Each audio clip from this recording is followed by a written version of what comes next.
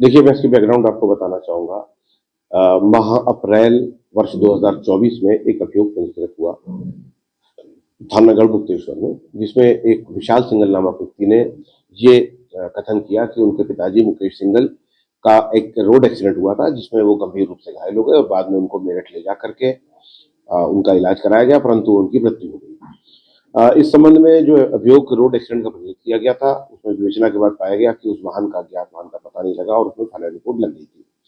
अब जानकारी हुई है कि जो इंश्योरेंस कंपनीज हैं, उन्होंने ये अपना पैरेलल इन्वेस्टिगेशन कराया था, जिससे उनको पता लगा कि इस व्यक्ति जो मृतक था, उसके नाम पर लगभग 40 करोड़ रुपए से अधिक की इंश्योरेंस पॉलिसीज उनके बेटे ने ली थी, जबकि उनकी वार्षिक आमदनी इससे बहुत कम थी, कुछ लाखों में एक वार्षिक आमदनी थी। तो ये डिस्क्रिपेंसीज को उन्होंने जब जांच करी तो पाया कि इसमें बहुत गंभीर फ्रॉड हुआ है और कई सारी पॉलिसीज ली गई हैं, और उसके बाद ये भी शक जाहिर किया कि इसमें एक्सीडेंट उनके द्वारा करवा करके ये घटना साबित की गई थी। इसके संबंध में एफआईआर को निरस्त कराकर दोबारा पुनर्विवेचना कराने के लिए माननीय न्यायालय से अनुरोध किया गया है।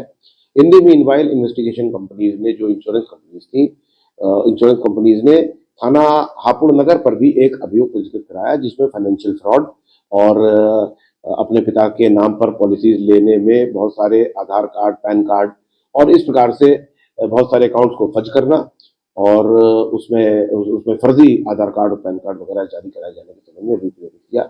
इसमें प्राथमिक इन्वेस्टिगेशन के बाद में इस साक्ष्य के आधार पर विशाल सिंघल और उसके एकम्प्लिस को जेल भेजा गया है। विवेचना चल रही है और जैसे ही हमको थाना गढ़मुक्तेश्वर वाली घटना के संबंध में विवेचना की अनुमति मिलेगी, उसमें विवेचना करके इस प्रकरण की तह तक पहुंचा जाएगा। सर, जो इंश्योरेंस कंपनी है उनका ये कहना है कि उनकी मां प्रभा देवी का एक्सीडेंट में मौत हुई थी, जिसमें उसने 80 लाख रुपए और पत्नी के नाम पर 30 लाख रुपए का इंश्योरेंस किया। इस पर हाँ, ये इस तरह की बातें आई हैं, लेकिन मैंने जैसा कि आपसे कहा कि हमको इसके संबंध में जो भी फाइनल रिपोर्ट लगी हुई है, उसको माननीय न्यायालय से अनुरोध करके उनको सारी विवरण बता करके उसका हमको री इन्वेस्टिगेशन की अनुमति लेनी पड़ेगी। उसके बाद ही इसके बारे में साक्ष्य के आधार पर कहा जा सकता है। सर, इसमें पति पत्नी जो थे, माता पिता इसके और उसके साथ पत्नी, 3 लोगों की मामला सामने आया है।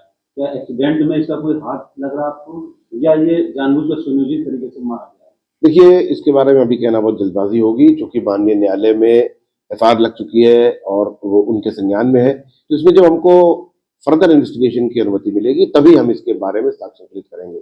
जहां तक प्रैक्टिकल बात का सवाल है, इस प्रकार की बातें हमसे जो इंश्योरेंस कंपनीज थी, उन्होंने इस बात बारे में कहा है, पिता और माता के बारे में कहा है, और जो इनकी पत्नी थी, उनकी मृत्यु किसी और प्रकार से होना अभी तक जानकारी में आया है उनकी बातों के आधार पर। लेकिन जैसा कि मैंने कहा कि ये इन्वेस्टिगेशन जब शुरू होगा, तभी इसके बारे में कुछ और गहराई से कहना संभव है। स्वामी भी कितने आरोपी गिरफ्तार किए? इसमें 2 व्यक्ति गिरफ्तार